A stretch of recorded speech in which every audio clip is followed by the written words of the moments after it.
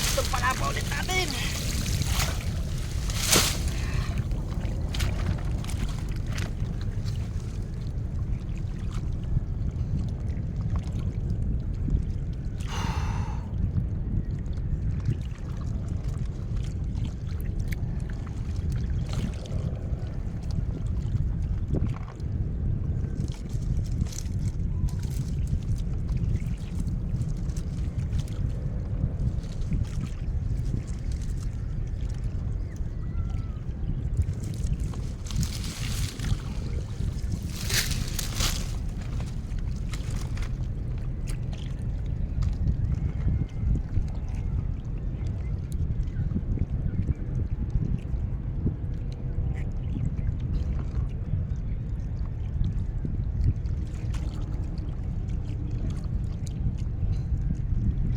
Ito mga kasimple, hindi ko na binili tong mga panali na to.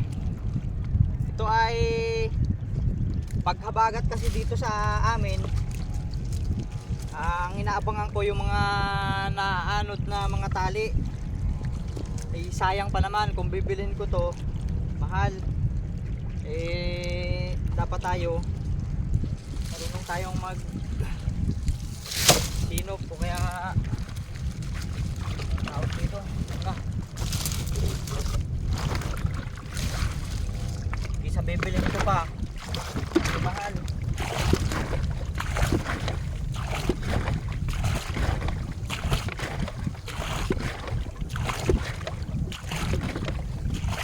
Yung matulo lang tong ating service. Gawa ng yung sobrang init eh ano? Itak na yung ano? Tapos yata to. May gilid.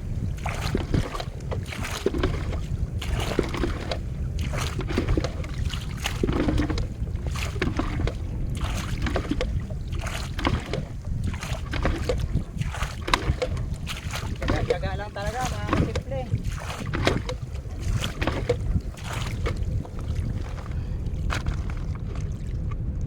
Di tayo mayaman kaya kailangan harapin natin yung hirap ng buhay na yan sa ating pamamagitan ng sipag at tiyaga at trabahong marangal kahit mahirap ang buhay.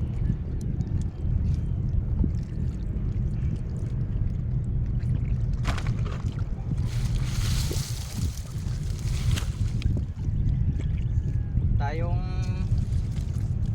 madadala sa tukso sa hirap ng buhay para tayo makagawa lamang ng ating kayayaman na ano.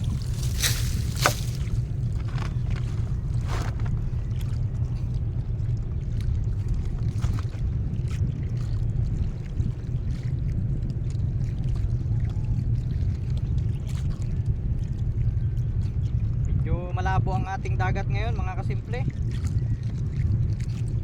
Tapos ang agos naman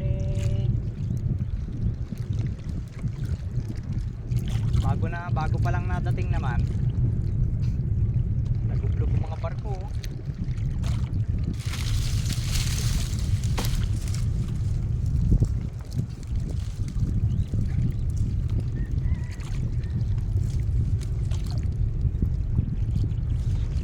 Mga kasimple, palapa,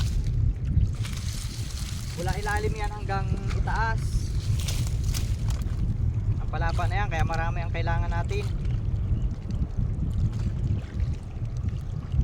Yan yung pagka may lumot na dyan kumukuha ng ano, inuutik-utik nila, inuunti-unti nila yung pagkain.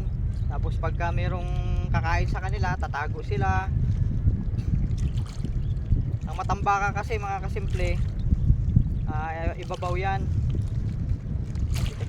Hindi katulad ng ibang isda na pailalim, lamang sa ilalim.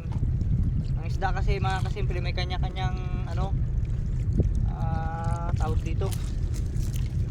May kanya-kanya silang parang tao din. Kaya ng lalim o kaya ano, ang isda ay may kanya-kanyang lugar din, may pailalim, lamang pailalim, may ibabaw lang siya. Ang matambaka ibabaw lang. Kaya ang lagay namin ng palapa na ito ay hanggang ibabaw. Kaya ang lambat na pinanguhuli namin dyan na pang matambaka, di palubog. Kasi pag palubog ng lambat mo, apaw.